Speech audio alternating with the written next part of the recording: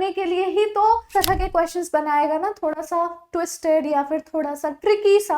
हम अपने पसंद के जीन्स वाले गैमीट का फ्यूजन करवाएंगे, जिससे हमको बहुत अच्छा वाला प्रोडक्ट मिलेगा। तो तुम्हारे दोस्त कहेगा कि अच्छा ऐसा है, क्यों क्यों गारंटी नहीं देता। Hello everyone, welcome to science and fun class 12। कैसे हो मेरे प्यारे प्यारे चुनु मनुस।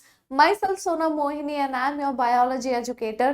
Sexual reproduction in flowering plants chapter के मोस्ट इंपॉर्टेंट क्वेश्चंस हम लोग करने वाले हैं, जो कि आप लोगों के बोर्ड एग्जाम के लिए बहुत इंपॉर्टेंट है। So there is going to be some MCQ, some subjective questions, और बहुत शॉर्ट में हम इस चैप्टर को रिवाइज करके खत्म करेंगे। हर एक क्वेश्चन के साथ आपको एक्सप्लेनेशन भी मिलेगा एंड ऑल्सो आपको किस तरीके से आंसर राइटिंग करनी है, क्या टैक्टिक्स यूज करनी है, वो सारी चीजें आप लोगों को मिलेगी। So this is going to be a great session. Video को एंड तक देखना एंड प्लीज डू सब्सक्राइब अगर आप नए बच्चे हो, क्योंकि यहाँ पर हम करते हैं 9th 10th 11th 12th चारों क्लासेस में सारे एग्जाम्स की तैयारियां और पूरा सिलेबस खत्म होगा। So no worries at all. चलो शुरू करते हैं हम लोग आज का प्यारा सा session, sexual reproduction in flowering plants. अब बोर्ड्स का जो ये मोस्ट इंपॉर्टेंट क्वेश्चन सीरीज है, यहाँ पे सबसे पहला क्वेश्चन है एमसीक्यू का। In a fertilized ovule N2N and 3N conditions occur respectively in antipodals, egg and endosperm, egg nucellus and endosperm, endosperm nucellus and egg antipodal synergids and integument। अगर आप लोगों ने मेरा वन शॉट देखा है तो बहुत अच्छी बात है, आप लोगों को इस क्वेश्चन में या फिर किसी भी क्वेश्चन में कोई प्रॉब्लम नहीं होने वाली है। और अगर नहीं देखा है तो मैं इसको इस वीडियो के साथ पिन कर दूंगी, उसे पहले जरूर देख लेना एंड देन बिल्कुल अच्छे तरीके से आपको सारी चीजें क्लियर हो जाएंगी। तो जल्दी से इसका आंसर सोचो क्या होगा। अच्छा हाँ, एक और चीज, अब सिंस ये रिकॉर्डेड सेशन है तो मैं आप लोगों से 1-to-1 इंटरेक्शन तो कर नहीं पाऊंगी, क्योंकि मुझे पता ही नहीं होगा कि आपको आंसर आ रहा है या नहीं आ रहा। बट हाँ, अपना कॉपी पेन सब कुछ, नोट्स वगैरह सब कुछ निकाल के रखो एंड जैसे जैसे मैं सारे क्वेश्चंस आप लोगों से पूछते जा रही हूँ, आप लोग खुद से पहले आंसर देने की कोशिश करो और फिर मैच करो कि आपका आंसर सही हुआ या नहीं हुआ।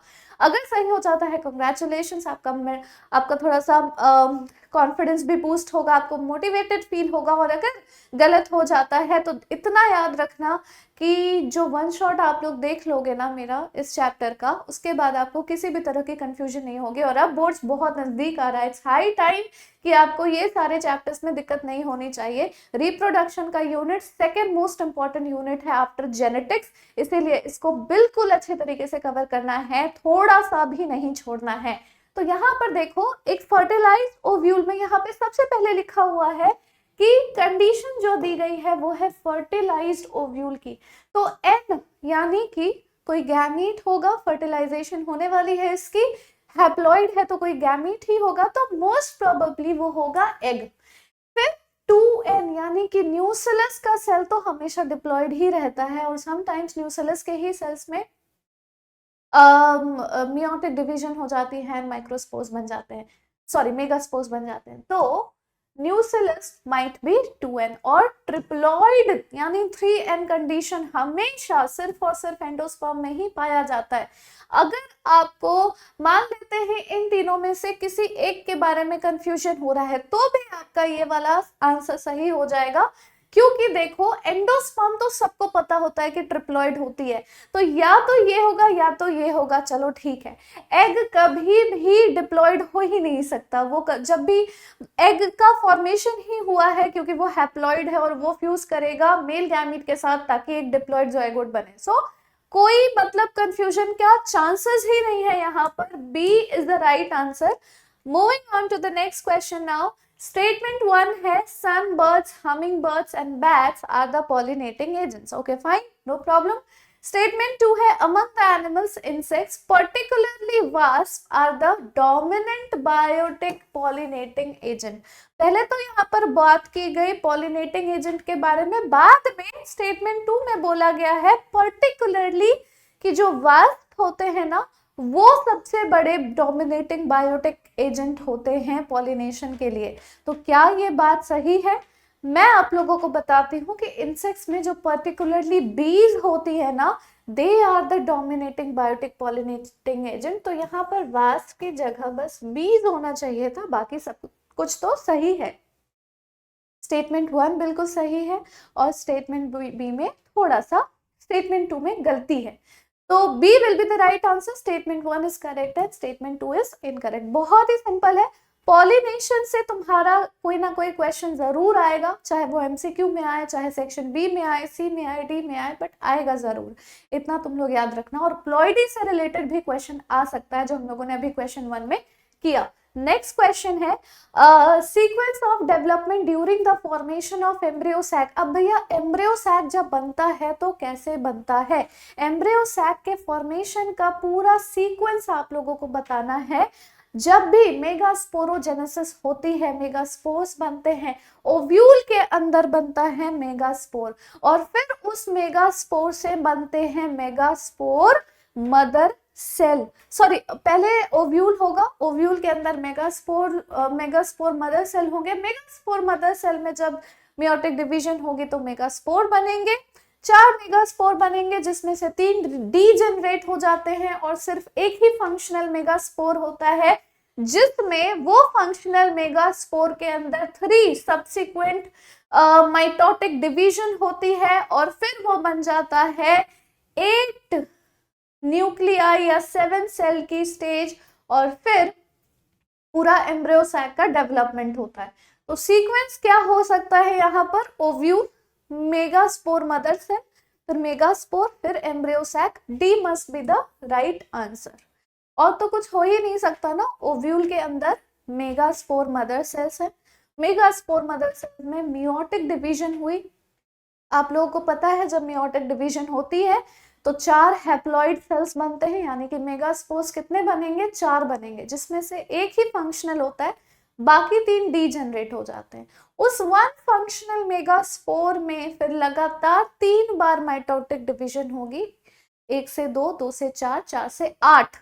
तो वो 8 न्यूक्लियाई का जो स्टेज होगा that will be distributed inside the embryo sac, उसी को हम एम्ब्रियो सैक बोलते हैं। So D is the right answer.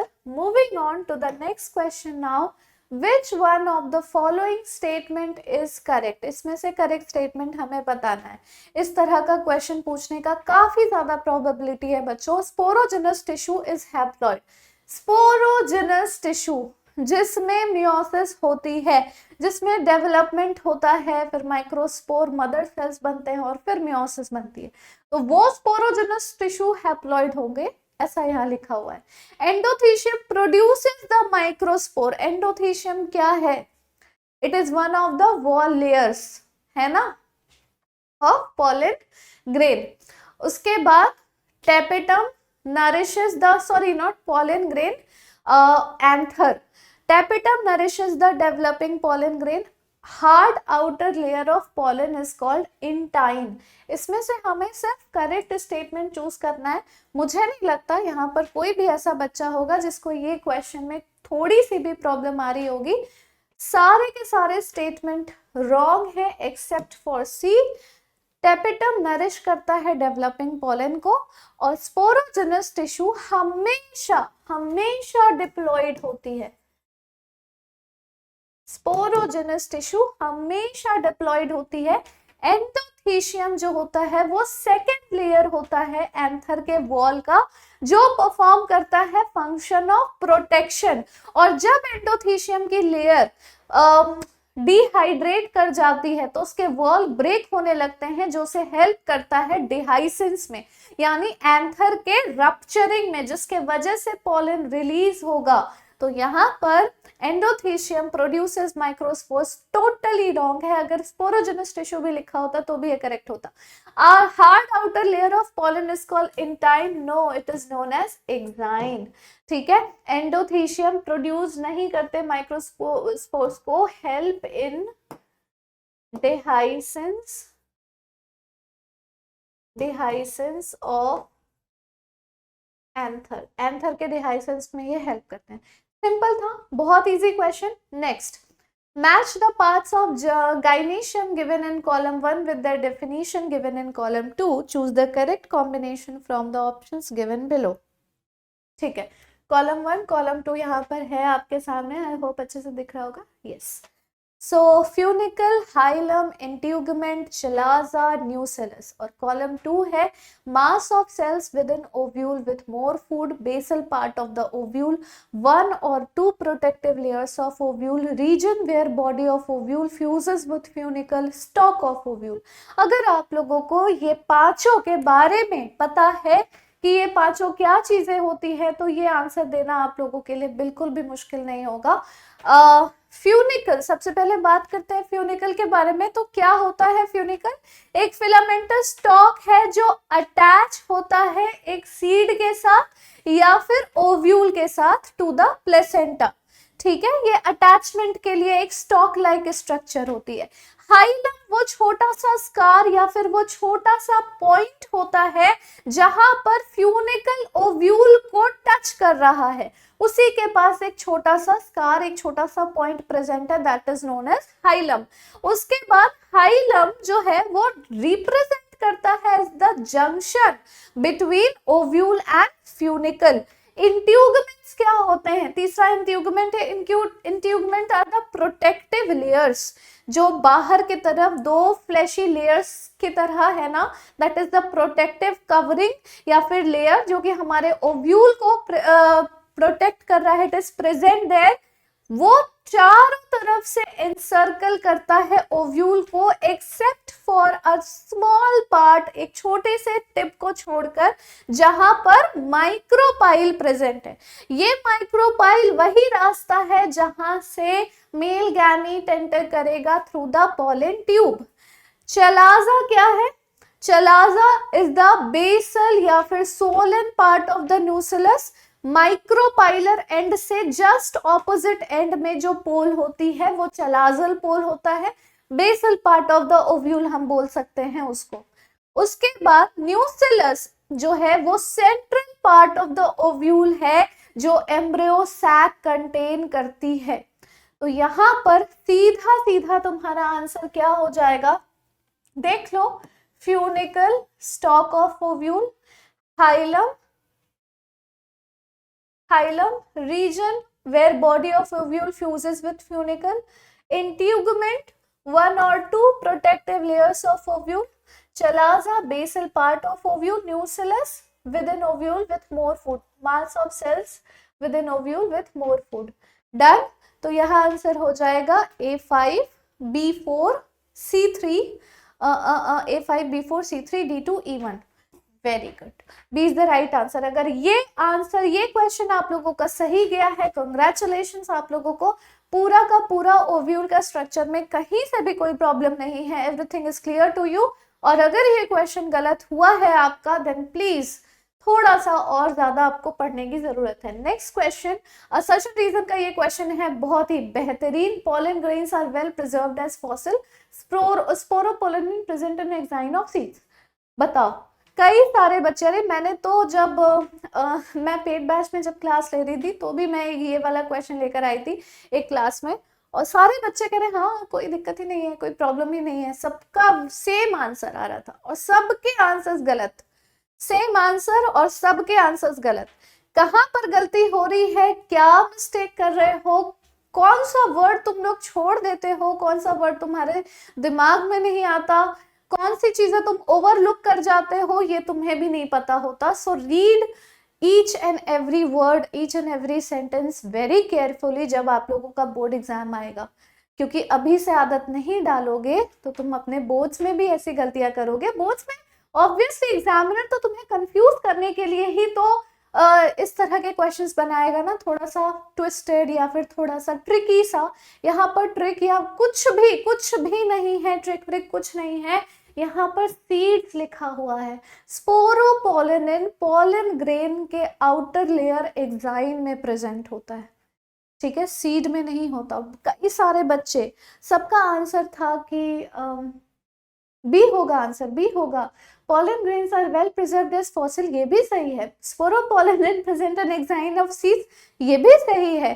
तो दोनों एक दूसरे को रीजन अच्छे से नहीं दे पा रहे, तो बी होगा मैम आंसर। बी तो होगा ही नहीं ना बेटा, assertion is true but reason is false, C will be the right answer।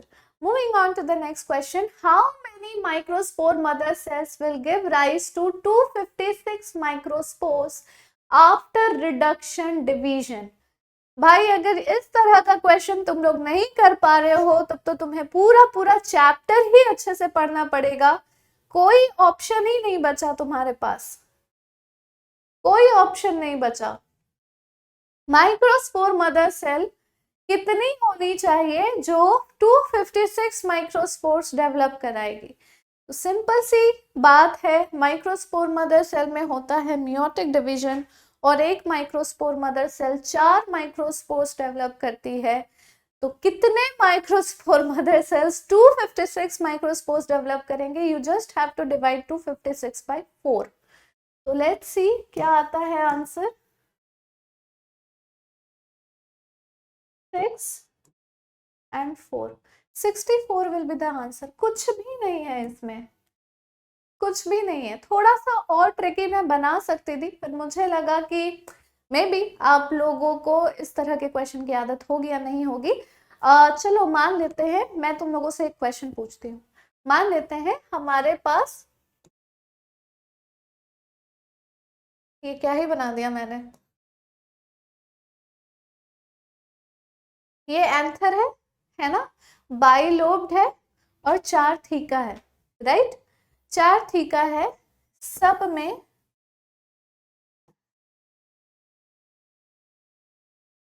ठीक है, चारों जो चेम्बर्स हैं, अगर मान लेते हैं टोटल ये पूरा एंथर हो गया ना, ये पूरा तुम्हारा क्या हो गया, एंथर हो गया। अगर एक एंथर में टोटल 1000 पॉलन ग्रेन्स प्रोड्यूस हुए हैं, तो आपको बताना है कि एक चैम्बर में कितने पॉलन ग्रेन्स प्रोड्यूस हुए होंगे। इसका आंसर मुझे जरूर कमेंट बॉक्स में कमेंट करके बताना। एक और क्वेश्चन इसी के साथ में टैग कर देती हूँ, रुको। पहला, हाउ मेनी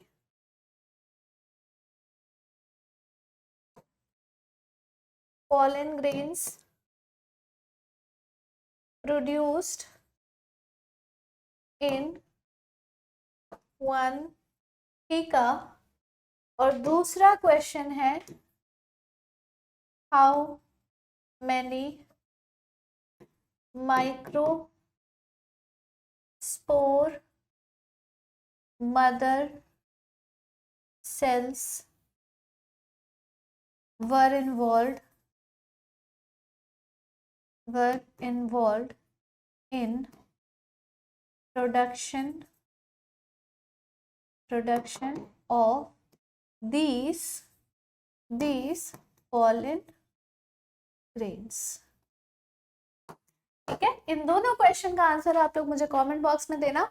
यहाँ पर आपके पास एक ही इनपुट है कि इस पूरे एंथर में 1000 पॉलन ग्रेन्स बने हैं, 1000 पॉलन ग्रेन्स का ही डिहाइसेंस हुआ है, वो 1000 ही है टोटल। तो अब आपको बताना है कि एक चेम्बर से कितने पॉलन ग्रेन्स बने plus total microspore mother sales कितने इन्वॉल्व हुए होंगे 1000 पॉलन ग्रेन्स बनाने के लिए। इससे भी ज्यादा टफ मैं क्वेश्चन को कर सकती हूँ, बट पहले इसका आंसर दो, उसके बाद हम लोग जब यूट्यूब पे जो वो मोस्ट इंपॉर्टेंट क्वेश्चन वाला जो सेशन चलता है ना हमारा हर वीक, उसमें मैं इससे रिलेटेड थोड़े से टफ क्वेश्चंस लेकर आऊंगी, बट उससे पहले you have to see this session completely. Next question, scutellum is present in the embryo of. Scutellum का नाम सुना है तुम लोगों ने? स्क्यूटेलम किसको बोलते हैं? स्क्यूटेलम किस में प्रेजेंट होता है? पी में, ग्रासेस में, रैननकुलस में, या फिर नन ऑफ दीज? बहुत इंपॉर्टेंट है, बहुत इंपॉर्टेंट है। मोनोकॉटलिडनस सीड से रिलेटेड है ये क्वेश्चन। एक मैच्योर एम्ब्रियो जो होता है ना किसी भी मोनोकॉट में, उसमें सिंगल कॉटलिडन को हम स्क्यूटेलम बोलते हैं। ठीक है, single cotyledon in mature embryo of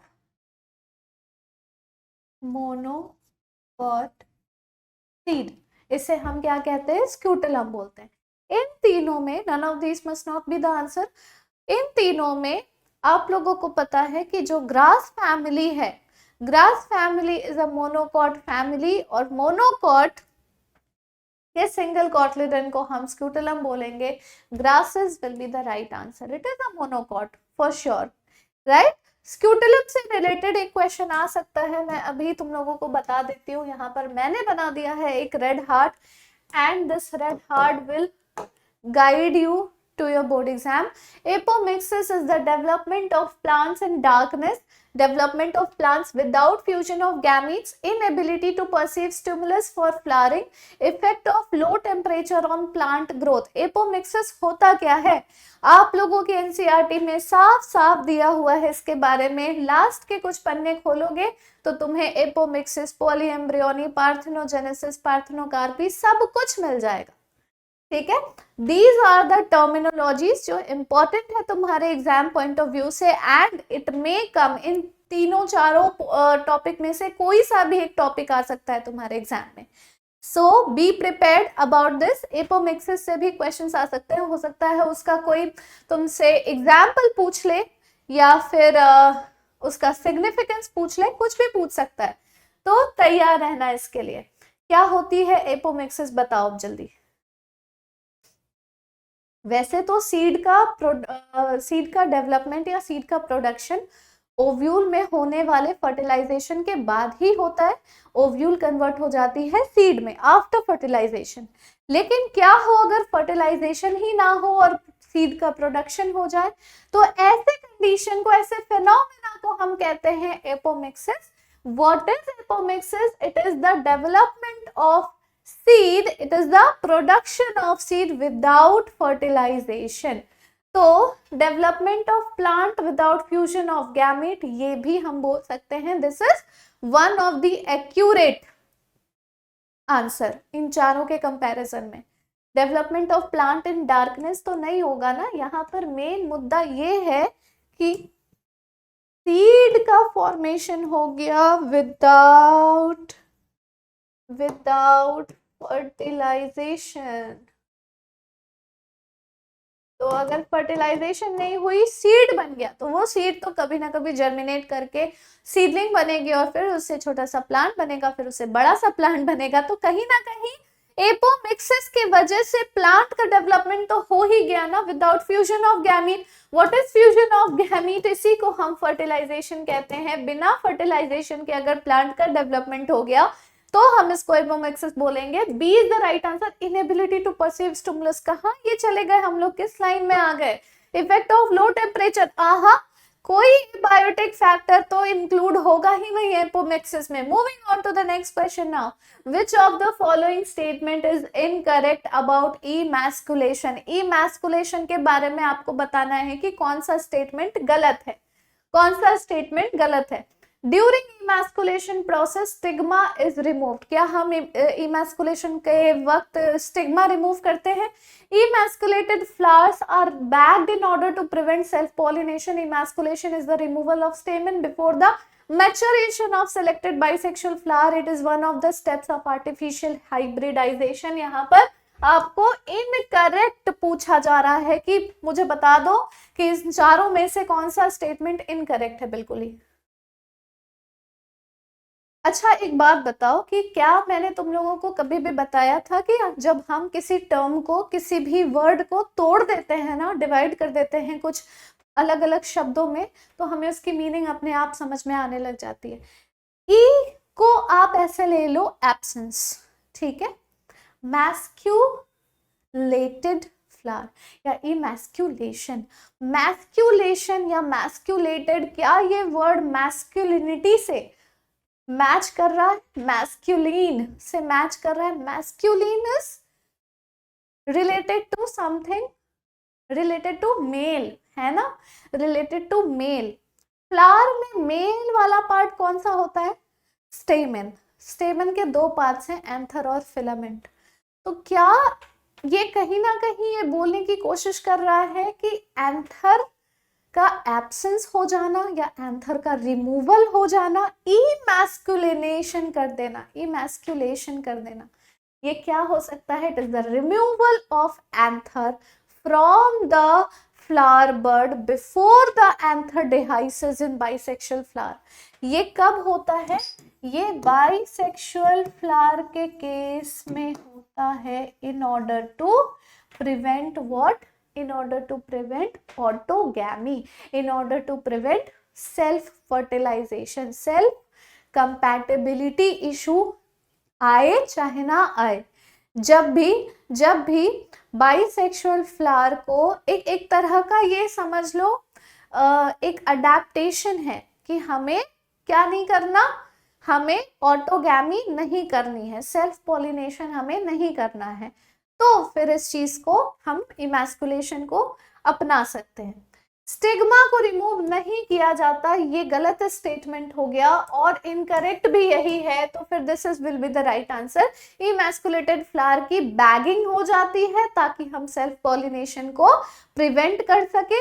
क्यों सेल्फ पॉलिनेशन प्रिवेंट कराया जा रहा है? ताकि वो जो खराब जीन्स है ना, जो बेकार वाले जीन्स हैं, वो एक्सप्रेस ना हो जाए इस पर्टिकुलर प्लांट में। इस वजह से सेल्फ पॉलिनेशन को हम प्रिवेंट कराते हैं। जितना ज्यादा क्रॉस पॉलिनेशन होगा या artificial hybridization, what is artificial hybridization? हम अपने पसंद के जीन्स वाले गैमीट का फ्यूजन करवाएंगे जिससे हमको बहुत अच्छा वाला प्रोडक्ट मिलेगा, that is artificial hybridization. Emasculation, removal of stamen before the maturation of selected bisexual flower, one of the step of artificial hybridization. All the statements are correct except for the first one. Moving on to the next question. How many meiotic division are required for the formation of 100 functional megaspores? Oh my god, this is by far the most important question. जल्दी से मुझे इसका answer बताओ। खैर आप लोग मुझे तो नहीं बता पाओगे बट अपने आप को बताओ क्योंकि now we are going to discuss इस ऑप्शन से आपके 100, 50, 75 और 25। तो इन चारों में से कितने मियोटिक डिवीजन लगे होंगे 100 फंक्शनल मेगास्पोर्स बनाने के लिए? अब यहां पर समझने वाली बात यह है कि मेगास्पोर मदर सेल में होती है मियोटिक डिवीजन। तुम लोगों के दिमाग में कहीं ये तो नहीं आ रहा कि 25 मियोटिक डिविजन्स लगेंगे तो 4 हैप्लॉइड सेल बनेगा तो वो मेगास्पोर? ना ना ना ना ना, ऐसा नहीं होता। देखो ध्यान से, मेगास्पोर मदर सेल में हुआ मियोटिक डिवीजन और वो बना दिया मेगास्पोर्स। कितने बनाया? 4 मेगास्पोर्स। अब इन 4 मेगास्पोर में 3 तो डीजेनरेट हो गए, 3 डीजेनरेट हो गए और सिर्फ एक बचा जो कि फंक्शनल मेगास्पोर कहलाएगा। और अभी थोड़ी देर पहले ही मैंने इसके बारे में डिस्कस किया है और क्वेश्चन में भी तुमसे सिर्फ फंक्शनल मेगास्पोर ही पूछ रहा है। तो मान लेते हैं एक मेगास्पोर मदर सेल में मियोटिक डिवीजन हुई तो बना कितना फंक्शनल मेगास्पोर? एक ही तो बना। तो अगर 100 फंक्शनल मेगास्पोर बने हैं तो 100 बार मियोटिक डिवीजन हुई होगी, 100 मेगास्पोर मदर सेल्स में मियोसिस हुआ होगा जिसके वजह से 100 फंक्शनल मेगास्पोर बना। तो यहाँ पर आंसर हो जाएगा 100। सिंपल था ना, लेकिन थोड़ा सा कंफ्यूजिंग था बच्चों के लिए क्योंकि जब बात आती है मियोटिक डिवीजन की तो हम भूल जाते हैं कि प्लांट के केस में, फीमेल फ्लावर के केस में थोड़ा सा कंडीशन डिफरेंट है। उनमें 3 डीजेनरेट हो जा रहा है, एक फंक्शनल है, फिर उसमें 3 बार माइटोटिक डिवीजन होनी है और एम्ब्रियो सैक बनना है। तो ये सारी चीजें उस टाइम पे दिमाग में नहीं आती जब क्वेश्चन सामने होता है। मियोटिक डिवीजन देखा और माइक्रो मेगास्पोर देख लिया तो सीधा दिमाग में आता है कि 25 मेगास्पोर मदर सेल्स हो रहे होंगे, उसमें 25 टाइम्स मियोटिक डिवीजन हुआ होगा तो 100 मेगास्पोर्स बन गए, लेकिन ऐसा नहीं है। ठीक है, अब ऐसी गलती मत करना अगर एग्जाम में इस तरह का क्वेश्चन आ जाता है तो। इसीलिए मैं हर एक तरह के, हर एक टाइप के क्वेश्चन तुम लोग से करवा रही हूँ ताकि प्रिपेयर्ड रहो चीजों के लिए। अब आ जाते हैं वापस से हम असर्शन रीजन टाइप के क्वेश्चन में। Pollination does not guarantee the transfer of right type of pollen, ये है असर्शन। रीजन दिया है कि the ability of the pistil to recognise the pollen followed by its acceptance और rejection is a result of a continuous dialogue between pollen grain and the pistil. ठीक है, pollen pistol interaction topic से ये question है, बहुत easy भी है और असर्शन रीजन है तो क्या ही इजी होगा, तुम लोगों के लिए थोड़ा बहुत तो डिफिकल्ट हो ही जाता है, तुम लोगों को असर्शन रीजन कैसे सॉल्व करते हैं ये पता नहीं होता। ठीक है, तो मैं तुम लोगों को अभी एक टेक्निक बताती हूँ, मैंने अपने बच्चों को पेड बैच में भी बहुत बार बता दिया है, वाईटी के सेशंस में भी मैं बताते रहती हूँ, अगर तुम लोग वो सेशंस देखते हो तो तुम्हें पता होना चाहिए, लेकिन अगर आप नए बच्चे हो, मेरे से पहली बार पढ़ रहे हो, तो इतना समझ लो, मान लो, इमेजिन करो तुम्हारे सामने तुम और तुम्हारा दोस्त खड़ा है, तुम्हें असर्शन का स्टेटमेंट बोलना है। तो असर्शन का स्टेटमेंट क्या है कि पॉलिनेशन गारंटी नहीं देता कि राइट टाइप ऑफ पॉलन का ही ट्रांसफर होगा, ऐसा तुमने अपने दोस्त को बोला। तो तुम्हारा दोस्त कहेगा कि अच्छा ऐसा है, क्यों क्यों गारंटी नहीं देता? तो अगर उसके सवाल का जवाब इस रीजन में करेक्टली दिया होगा, तुम कहोगे the ability of the pistil to recognise the pollen followed by its acceptance rejection is a result of continuous dialogue between the pollen grain and the pistol.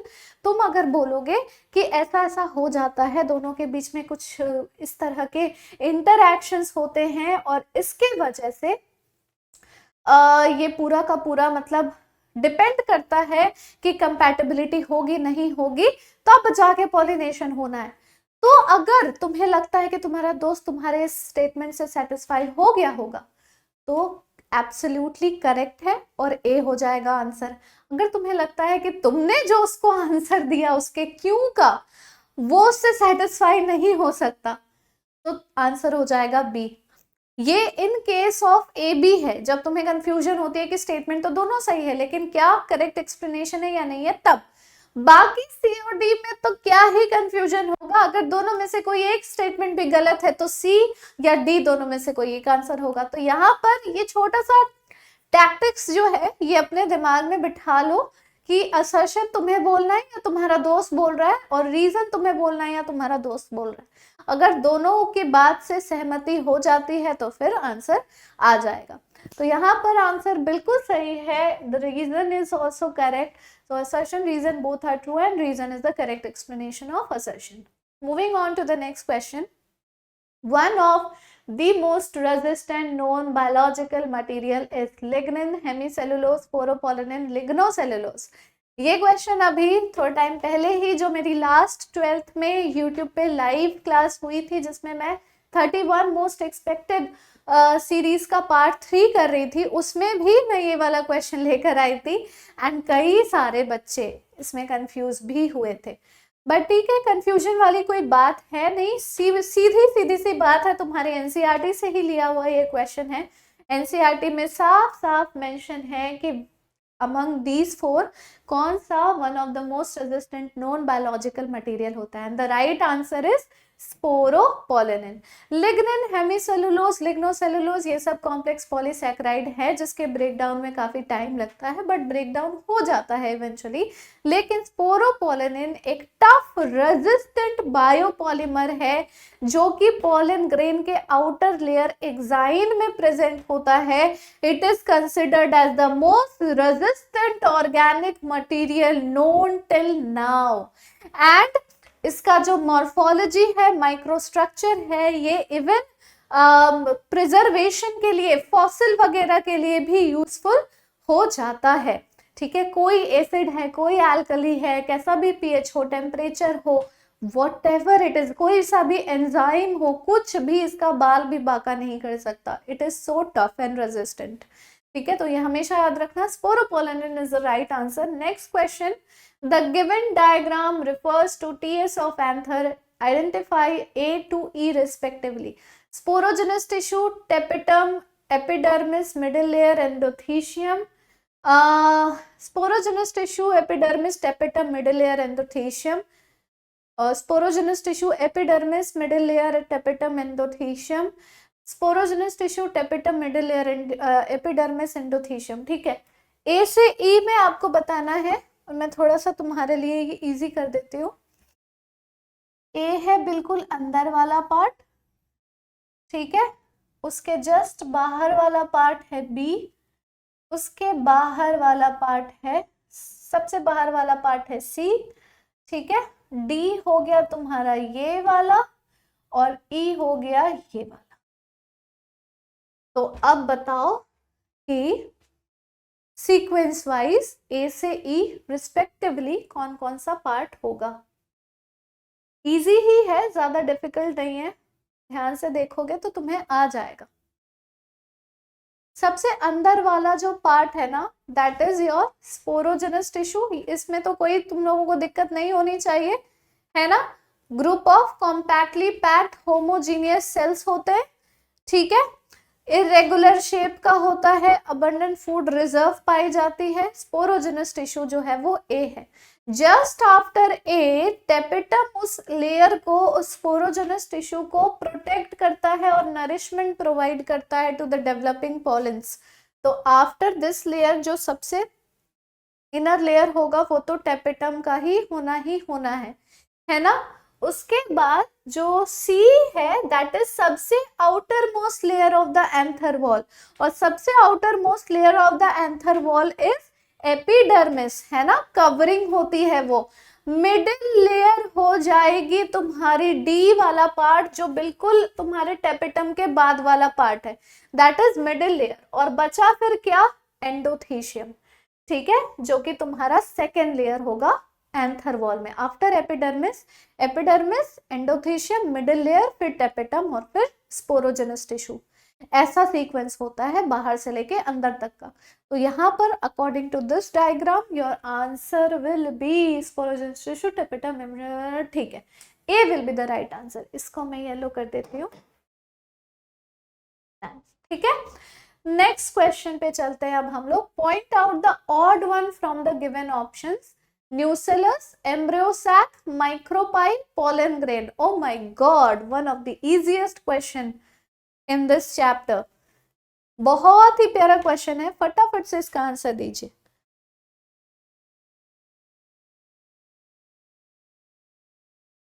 जल्दी जल्दी से इसका आंसर दीजिए। ऑड वन आउट बताना है, कुछ भी तो नहीं है। न्यूसेलस, एम्ब्रियो सैक और माइक्रोपाइल एंड पोलन ग्रेन, इन चारों में सबसे जो ऑड है वो कौन सा पार्ट है, वो क्या है? Nucellus, embryo sac and micropyle, ये तीनों ओव्यूल में पाया जाता है, जो कि फीमेल पार्ट है गैमेटोफाइट का, और जो पोलन ग्रेन है it is the male gametophyte. तो यहाँ पर तुम्हारा जो पोलन ग्रेन है it is the odd one out. Very easy है ना, इतना इजी मैम ने क्यों दिया क्वेश्चन, मैं भी यही सोच रही हूँ।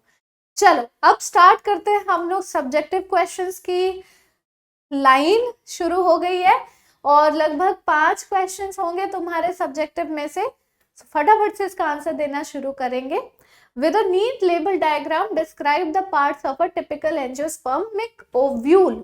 ओव्यूल का डायग्राम बनाना तुम्हारे लिए बहुत इंपॉर्टेंट है। इसका डायग्राम अच्छे तरीके से रिवाइज कर लेना, अगर नहीं किया होगा तो बहुत ज्यादा इंपॉर्टेंट है। ओव्यूल तुम्हें आना ही आना है बनाने को, ठीक है। चलो सबसे ना अंदर में हम लोग इसका ये वाला पार्ट बना देते हैं एम्ब्रियो सैक का, एंड देन उसके बाहर फिर हम लोग ओव्यूल बनाना शुरू करेंगे। इसके बाद एक और लेयर ऐसे बना दो, यू बना दो, चलो ठीक है, यू बना दिया। इसके बाद एक और ऐसी लाइन बना दो इस तरीके से, ये बना दिया, यू बनाया, और उसके बाद ऐसी एक लाइन बना दी। अब इसके ऊपर से इसको कवर करते हुए ऐसी लाइन बना दो, ठीक है, सिंपल है। और इसको ना इधर जोड़ने की जगह हम एक और काम कर सकते हैं। देख रहे हो प्रिसीजन, कितना प्रिसाइज मैंने ये किया है ना। एक और काम कर सकते हैं, इसको यहाँ लाकर इसके साथ ऐसे इसके स्टॉक को निकाल देंगे। और स्टॉक क्या होता है ये तो तुम लोगों को पहले से ही पता होना चाहिए। स्टॉक जो अटैच करता है, स्टॉक जो अटैच करता है ओव्यूल को ओवरी के प्लेसेंटा से, हम उसे क्या कहते हैं, फ्यूनिकल। Very good.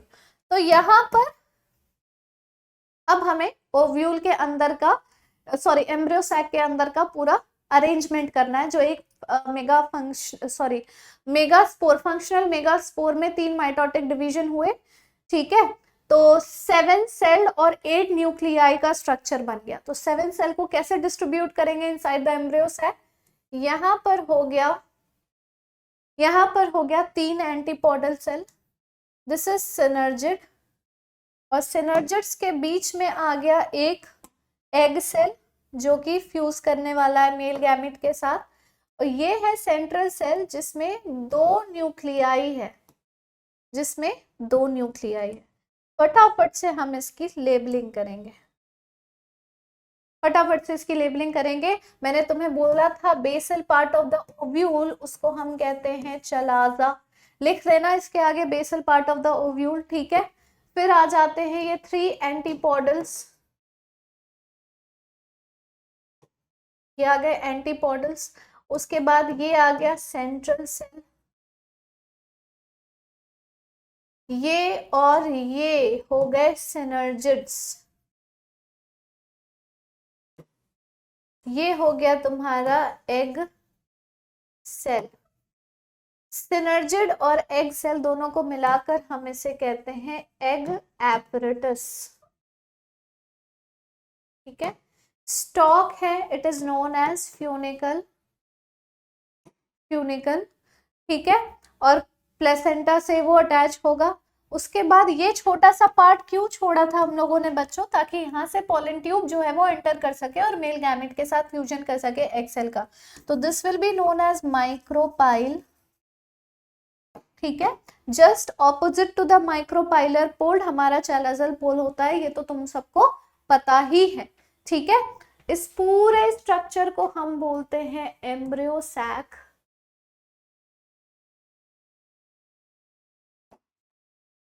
इस पूरे स्ट्रक्चर को हम क्या बोलेंगे? Embryo sac. उसके अलावा ये जो फ्लैशी प्रोटेक्टिव लेयर्स हैं, this is outer integument and this is inner integument, जो कि प्रोटेक्टिव लेयर होता है, फ्लैशी लेयर होता है, जो चारों तरफ से ओव्यूल को कवर करेगा, ठीक है। सेकेंडरी न्यूक्लियस या फिर सेंट्रल सेल तो तुम लोगों को समझ में आ ही गया। तो बेसिकली सारी चीजें हम लोगों ने क्लियर कर दी है, ठीक है, डन, एवरीथिंग इज सॉर्टेड। इसको तुम लोगों को डिस्क्राइब करके हर एक लेबलिंग के बारे में लिख देना है कि funicle is a stalk like structure जो पॉइंट ऑफ अटैचमेंट के लिए रिप्रेजेंट करता है to the from the ovule with ovule to the ovary, placenta का ओवरी, ठीक है, प्लेसेंटा का ओवरी नहीं, ओवरी का प्लेसेंटा, सॉरी। उसके बाद जो इंट्यूगमेंट्स है, these are the outer layer जो सराउंड करते हैं ओव्यूल को, प्रोवाइड करेंगे protection to the developing embryo. Micropyle एक नैरो पोर है, स्मॉल पोर है, that is form by the projection of integument. Integument यहाँ पर आके प्रोजेक्ट कर जाता है अंदर की तरफ और वो छोटा सा पोर खुल जाता है। इट मार्क्स द पॉइंट जहां से पोलन ट्यूब एंटर करेगा inside the ovule at the time of fertilization. So इस तरीके से तुम लोगों को लिख देना है। न्यूसेलस हम लोगों ने मार्क किया या नहीं किया? यहाँ पर ये पूरा पार्ट जो होता है वो न्यूसेलस का ही होता है, उसी के अंदर एम्ब्रियो सैक कंटेन होता है। तो तुम लोग अलग से भी न्यूसेलस के बारे में लिख सकते हो। पैरेन्काइमेटस टिश्यू प्रेजेंट होंगे, न्यूट्रिशन प्रोवाइड करेगा डेवलपिंग एम्ब्रियो को। एम्ब्रियो सैक न्यूसेलस के ही अंदर लोकेटेड होता है। चलाजा बेसल सोलन पार्ट ऑफ द ओव्यूल। तो ऐसे करके तुम्हें नीट लेबल डायग्राम बनाना है, पार्ट्स बताने हैं टिपिकल एंजियोस्पर्म ओव्यूल के, and then you are good to go. Next question, what is meant by the monosporic development of female gametophyte? Very important, monosporic development का क्या मतलब है? जो फीमेल गैमेटोफाइट होते हैं या फिर जो एम्ब्रियो सैक होता है वो डेवलप होता है एक सिंगल फंक्शनल मेगास्पोर से। तो जब एक सिंगल फंक्शनल मेगास्पोर से एम्ब्रियो सैक का डेवलपमेंट होगा या फिर फीमेल गैमेटोफाइट का डेवलपमेंट होगा, हम इसी को monosporic development of the female gametophyte बोलेंगे, ठीक है। लिखो, फीमेल गैमेटोफाइट और embryo sac is developed from single functional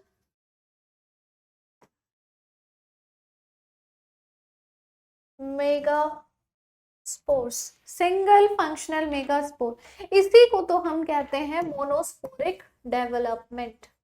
monosporic, इसी को हम क्या कहते हैं, मोनोस्पोरिक डेवलपमेंट। बहुत सारे फ्लावरिंग प्लांट्स में जो सिंगल मेगास्पोर मदर सेल है ना, वो प्रेजेंट होती है माइक्रोपाइलर पोल में, न्यूसिलस के माइक्रोपाइलर पोल में, और उसमें मियोसिस होती है और तब जाके प्रोड्यूस करते हैं वो 4 हैप्लॉइड मेगास्पोर्स। तो आउट ऑफ दीज 4 मेगास्पोर्स जो एक फंक्शनल मेगास्पोर होता है वो डेवलप करता है इनटू फीमेल गैमेटोफाइट और बाकी 3 डीजेनरेट हो जाते हैं। इस पूरे सेशन में मैंने ये कम से कम 2 से 3 बार तुम लोगों को समझाया होगा। मोनोस्पोरिक डेवलपमेंट यही होता है, और इसको तुम चाहो तो पूरा और ज्यादा, जैसे अभी मैंने तुम लोगों को समझाया, डीजेनरेशन एक फंक्शनल होगा और ऐसा ऐसा हुआ, ये चाहो तो तुम पूरा इसको एक्सप्लेन कर सकते हो। Next question with a neat diagram explain the 7-celled 8-nucleate nature of the female gametophyte। बहुत ही ज्यादा सिंपल है, बहुत ही ज्यादा सिंपल है। अब ध्यान से सुनो, एक एमएमसी है। What is MMC? Megaspore mother cell. इसमें हुआ मियोसिस, तो क्या बन गया, ये 4 मेगास्पोर बन गया। 4 मेगास्पोर में एक फंक्शनल रह गया, बाकी 3 डीजेनरेट कर गए, बाकी 3 डीजेनरेट कर गए। अब इस एक फंक्शनल मेगास्पोर में होता है 3 बार माइटोसिस। तो एक बार ये 1 से 2 बनेंगे, फिर ये 2 से 4 बनेंगे, और फिर ये 4 से 8 बनेंगे, फिर ये 4 से 8 बनेंगे। इन 8 का जो डिस्ट्रीब्यूशन है वो एम्ब्रियो सैक के अंदर कुछ इस प्रकार से होगा। तो ये सेंट्रल सेल जो है ना, इसका न्यूक्लियस डिवाइड हो जाता है बट सेल डिवाइड नहीं होती, जिसके वजह से 1 2 3 4 5 6 और 7 सेल्ड होते हैं बट न्यूक्लियस 8 होता है। तो ये 7 सेल्ड 8 न्यूक्लियस का जो स्ट्रक्चर है ये इस प्रकार से है। ठीक है, माइटोटिक डिवीजन होती तो है लेकिन न्यूक्लियस डिवाइड होता है सेंट्रल सेल के केस में, सेकेंडरी न्यूक्लियस के केस में, और इसका न्यूक्लियस डिवाइड होने के बाद आफ्टर दैट साइटोकाइनेसिस नहीं हो पाती है, जिससे ये एक ही सेल के अंदर 2 न्यूक्लियस रहता है। ठीक है, तो ये डिप्लॉइड नेचर के होंगे, 2n होंगे, बाकी ये सारे n n n n n n होंगे।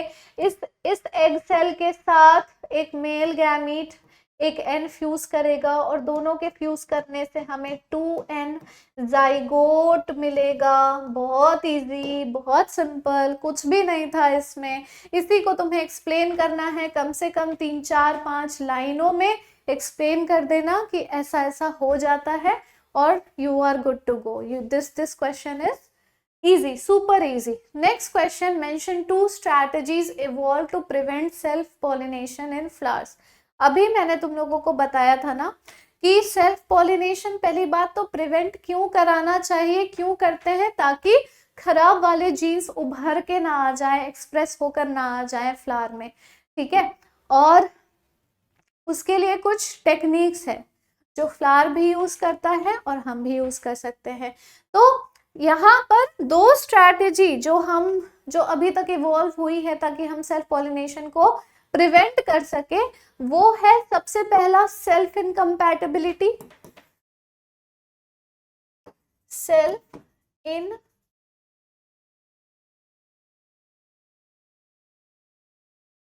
इनकम्पैटिबिलिटी, अब इसका क्या मतलब है कि जो इनकम्पैटिबिलिटी है दो इंडिविजुअल्स के बीच में, दोनों मेल और फीमेल स्पीशीज के बीच में, वो ब्रीडिंग को प्रिवेंट करती है। मतलब जरूरी नहीं है कि अगर कोई पॉलन एंटर मतलब लैंड कर भी गया है फीमेल के स्टिग्मा में, तो वो दोनों पॉलिनेट करके फर्टिलाइज कर ही लें, जरूरी नहीं है। ड्यू टू सेल्फ इनकम्पैटिबिलिटी ऐसा भी हो सकता है कि स्टिग्मा उसे रिजेक्ट कर दे और वो पर्टिकुलर केमिकल जो वो रिलीज करती है जिससे पॉलन ट्यूब का ग्रोथ होता है, वो पॉलन ट्यूब का ग्रोथ ही ना होने दे, जिसके वजह से वो पॉलन लैंड होने के बाद भी कुछ नहीं कर पाएगा। ये होता है सेल्फ इनकम्पैटिबिलिटी। दूसरा जो तरीका है वो होता है प्रोटोगाइनी या प्रोटेंड्री।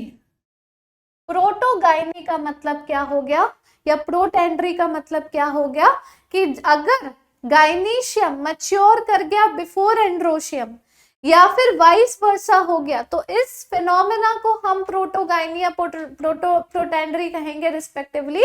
और ये दोनों ही कंडीशन में सेल्फ फर्टिलाइजेशन, सेल्फ पॉलिनेशन नहीं हो सकती, क्योंकि एक मैच्योर है और दूसरा अभी भी मैच्योर नहीं हुआ है। गाइनीशियम मैच्योर हो गया और अभी तक एंड्रोशियम मैच्योर नहीं हुआ है, तो वो पॉलिनेट कर ही नहीं पाएंगे। या पॉलिनेशन के लिए मतलब एंड्रोशियम मैच्योर कर गया है, गाइनीशियम अभी तक मैच्योर नहीं है, तो भी पॉलिनेशन नहीं कर पाएंगे। सो वाइस वर्सा, दोनों केस में ऐसा हो सकता है। और इन दोनों तरीकों से, इन दोनों कंडीशंस में सेल्फ पॉलिनेशन को आसानी से प्रिवेंट किया जा सकता है। This is the adaptation that is made by the plant itself. हम यहाँ पर इन्वॉल्व नहीं है, हम इसमें कुछ भी नहीं कर रहे। नेक्स्ट क्वेश्चन है, बहुत बढ़िया question, what is bagging technique, how is it useful in a plant breeding programme. तो अभी जो हम लोगों ने ये वाला पढ़ा था ना कि क्या कहते हैं, इमैस्कुलेशन के बारे में, तो ये उससे मतलब उसके साथ का ही प्रोसेस है। आफ्टर डूइंग इमैस्कुलेशन हम बैगिंग ही करते हैं। तो बहुत सारे आर्टिफिशियल हाइब्रिडाइजेशन टेक्निक में, यानी कि crop development, crop improvement programmes हो गए, ठीक है, अलग अलग तरह का जो सिनेरियो है, उसमें हम पहले तो एंथर का रिमूवल करते हैं, यानी इमैस्कुलेशन करेंगे। बाइसेक्सुअल फ्लावर की केस में मैं बात कर रही हूँ, क्योंकि bisexual flowers are the most susceptible to do what, self pollination, ठीक है, क्योंकि दो उसी फ्लावर में मेल और फीमेल, एंड्रोशियम गाइनीशियम दोनों है, वो दोनों जब चाहे तब आपस में पॉलिनेशन कर सकते हैं एंड सेल्फ पॉलिनेशन हो जाएगा, सेल्फ फर्टिलाइजेशन हो जाएगा। तो हमें क्या करना होता है ना, बैगिंग सॉरी इमैस्कुलेशन हम लोगों ने कर लिया, ठीक है, फीमेल रिप्रोडक्टिव पार्ट को हम बिल्कुल भी टच नहीं कर रहे हैं अभी तक नहीं कर रहे हैं। तो ये हो गया प्रोसेस ऑफ इमैस्कुलेशन।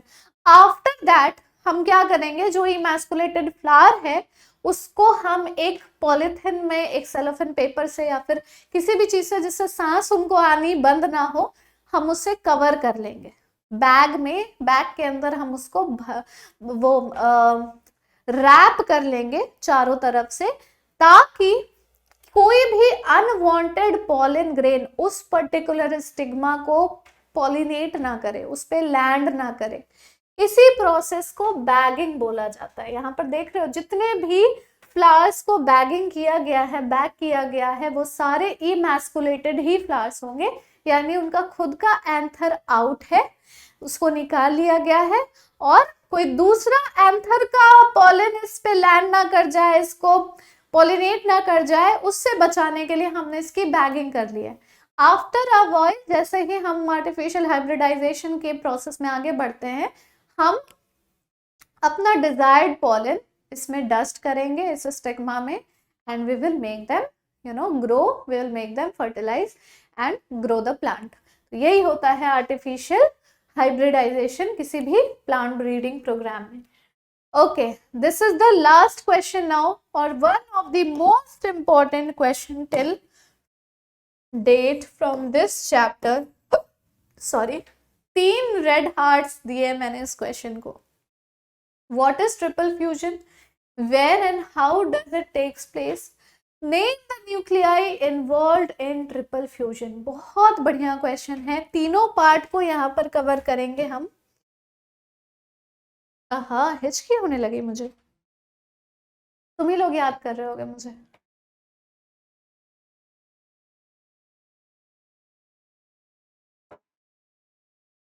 याद है एम्ब्रियो सैक? याद है एम्ब्रियो सैक, जिसमें एक सेंट्रल सेल था और उसमें दो पोलर न्यूक्लियाई थे, बीच में ये एग सेल था, ये था सिनर्जिड, और यहाँ पे 3 एंटीपोडल सेल्स। तो जो मेल गैमीट, 2 मेल गैमीट आते हैं ना पॉलन ट्यूब से, 2 मेल गैमीट आते हैं, उसमें से एक मेल गैमीट तो इसके साथ फ्यूज कर जाता है और इसको हम नॉर्मल सिन गैमी बोलते हैं, क्योंकि फ्यूजन तो हुई है ना मेल और फीमेल गैमीट की। दूसरा मेल गैमीट आकर इसके साथ फ्यूज कर जाता है, जिसमें 2 न्यूक्लियाई थे। तो 2 न्यूक्लियाई जो थे, 2 पोलर न्यूक्लियाई, इसके साथ जब मेल गैमीट फ्यूज करेगा तो हम इसको बोलेंगे ट्रिपल फ्यूजन। तो पहली बार ट्रिपल फ्यूजन क्या होता है ये तो क्लियर हो गया। जब 2 polar nuclei inside the embryo sac are fused with the male gamete, one of the 2 male gametes, तो हम इस प्रोसेस को बोलते हैं triple fusion. This process takes place inside the embryo sac. Done. और कैसे 2 मेल गैमीट बने इसको भी समझा देना। जब पॉलन ग्रेन गिरा ना स्टिग्मा के ऊपर, तो वो जर्मिनेट किया, पॉलन ट्यूब बना, और पॉलन ट्यूब के थ्रू जेनरेटिव सेल और वेजिटेटिव सेल दोनों ही अंदर आ रहे थे। अब इस टाइम पर जो जनरेटिव सेल है ना, उसमें हो जाता है डिवीजन, और वो 1 से 2 सेल बन जाते हैं, जिससे 2 मेल गैमीट बन जाती है ड्यूरिंग द प्रोसेस, कि जब वो पॉलन ट्यूब्स के अंदर से आ ही रहे हैं, जब वो ऑन द वे है, तभी वो 2 बन जाते हैं, 1 से वो 2 बन जाते हैं। तो पहला वाला जो मेल गैमीट है वो तो एक्सेल के साथ फ्यूज करके जाइगोट बना लेगा, और दूसरा वाला जो मेल गैमीट है वो ट्रिपल फ्यूजन करके बना देता है एंडोस्पर्म, प्राइमरी एंडोस्पर्मिक न्यूक्लियस, जिसको हम कहते हैं PEN। ठीक है। This is how things work. Where and how does it take place, ये तो हो गया। Name the nuclei involved, it is the polar nuclei. ठीक है, 2 polar nuclei and 1 male gamete का न्यूक्लियस विल बी फ्यूजिंग। तो this was all for today's class बच्चों। I hope आपको इस चैप्टर से मोस्ट इंपॉर्टेंट क्वेश्चंस सारे के सारे क्लियर हो गए होंगे। आई जस्ट होप कि आपकी तैयारी इतनी अच्छी होगी कि आपको सारे क्वेश्चंस आ भी रहे होंगे। कमेंट करके मुझे बताना कि इसमें से कौन सा क्वेश्चन तुम्हें नहीं आ रहा था या फिर तुम्हारा गलत हो गया। एंड ऑल्सो जो मैंने तुम्हें होमवर्क दिया था कमेंट करने के लिए, वो भी कर देना। I will personally like the comment जिसके बेस्ट आंसर्स होंगे। एंड यस, शेयर कर दो अपने सारे दोस्तों में और लाइक कर देना जरूर से। टेक केयर, मिलते हैं जल्दी दूसरे चैप्टर के मोस्ट इंपॉर्टेंट क्वेश्चंस के साथ। Bye bye.